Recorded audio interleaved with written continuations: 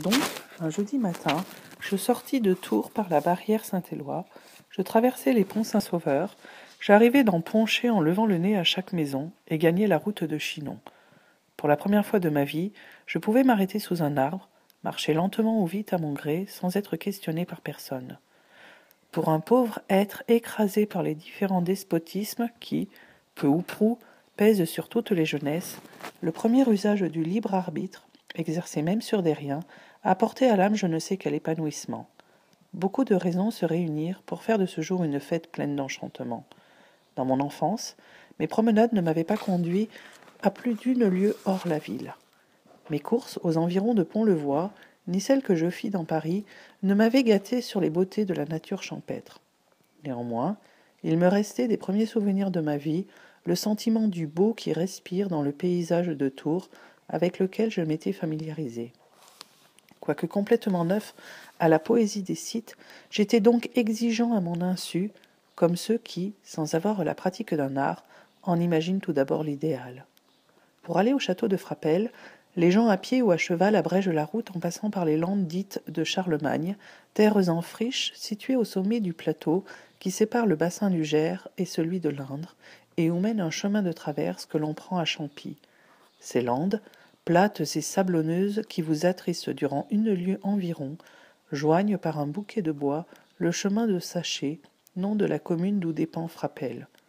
Ce chemin, qui débouche sur la route de Chinon, bien au-delà de Ballan, longe une plaine ondulée sans accident remarquable jusqu'au petit pays d'Artanne. Là, se découvre une vallée qui commence à Montbazon, finit à la Loire, et semble bondir sous les châteaux posés sur ces doubles collines. Une magnifique coupe d'émeraude, au fond de laquelle l'Indre se roule par des mouvements de serpent. À cet aspect, je fus saisi d'un étonnement voluptueux que l'ennui des Landes ou la fatigue du chemin avaient préparé. Si cette femme, la fleur de son sexe, habite un lieu dans le monde, ce lieu, le voici. À cette pensée, je m'appuyai contre un noyer sous lequel, depuis ce jour, je me repose toutes les fois que je reviens dans ma chère vallée. Sous cet arbre, confident de mes pensées, je m'interroge sur les changements que j'ai subis pendant le temps qui s'est écoulé depuis le dernier jour où j'en suis parti. Elle demeurait là. Mon cœur ne me trompait point. Le premier castel que je vis au penchant d'une lande était son habitation. Quand je m'assis sous mon noyer, le soleil de midi faisait pétiller les ardoises de son toit et les vitres de ses fenêtres.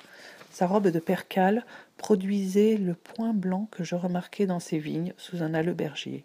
Elle était, comme vous le savez déjà sans rien savoir encore, le lys de cette vallée où elle croissait pour le ciel en la remplissant du parfum de ses vertus.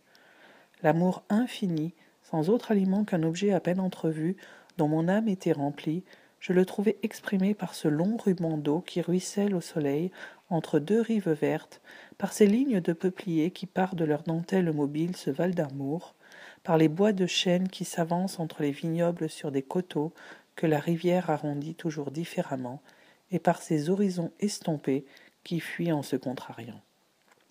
Si vous voulez voir la nature, belle et vierge comme une fiancée, allez là par un jour de printemps. Si vous voulez calmer les plaies saignantes de votre cœur, revenez-y par les derniers jours de l'automne. Au printemps, l'amour y bat des ailes à plein ciel. En automne, on y songe à ceux qui ne sont plus. Le poumon malade y respire une bienfaisante fraîcheur, la vue s'y repose sur des touffes dorées qui communiquent à l'âme leur paisible douceur. En ce moment, les moulins situés sur les chutes de l'Indre donnaient une voix à cette vallée frémissante. Les peupliers se balançaient en riant, pas un nuage au ciel. Les oiseaux chantaient, les cigales criaient, tout y était mélodie. Ne me demandez plus pourquoi j'aime la Touraine. Je ne l'aime ni comme on aime son berceau, ni comme on aime une oasis dans le désert. Je l'aime comme un artiste aime l'art. Je l'aime moins que je ne vous aime, mais sans la Touraine, peut-être ne vivrais-je plus. Sans savoir pourquoi, mes yeux revenaient au point blanc, à la femme qui brillait dans ces vastes jardins, comme au milieu des buissons verts éclatait la clochette d'un convolvulus flétri si l'on y touche. Je descendis, l'âme émue, au fond de cette corbeille, et vis bientôt un village que la poésie qui surabondait en moi me fit trouver sans pareil. Figurez-vous 3 moulins posés parmi des îles gracieusement découpées, couronnés de quelques bouquets d'arbres au milieu d'une prairie d'eau. Quel autre nom donner à ces végétations aquatiques si vivaces, si bien colorées, qui tapissent la rivière, surgissent au-dessus, ondulent avec elle, se laissent aller à ses caprices et se plient aux tempêtes de la rivière, fouettées par la roue des moulins. Çà et là, s'élèvent des masses de gravier, sur lesquelles l'eau se brise en y formant des franges où reluit le soleil. Les amaryllis, le nénuphar, le lys d'eau, les joncs, les phlox décorent les rives de leurs magnifiques tapisseries. Un pont tremblant, composé de poutrelles pourries, dont les piles sont couvertes de fleurs, dont les garde-fous plantés d'herbes vivaces et de mousses veloutées se penchent sur la rivière et ne tombent point. Des barques usées, des filets de pêcheurs, le chant monotone d'un berger, les canards qui voguaient entre les îles ou s'épluchaient sur le Jard, nom d'un gros sable que charrie la Loire. Des garçons meuniers, le bonnet sur l'oreille, occupés à charger leurs mulets. Chacun de ces détails rendait cette scène d'une naïveté surprenante. Imaginez au-delà du pont 2 ou 3 fermes, un colombier, des tourterelles, une trentaine de masures séparées par des jardins, par des haies de chèvrefeuilles, de jasmin et de clématite. Puis du fumier fleuri devant toutes les portes, des poules et des coqs par les chemins.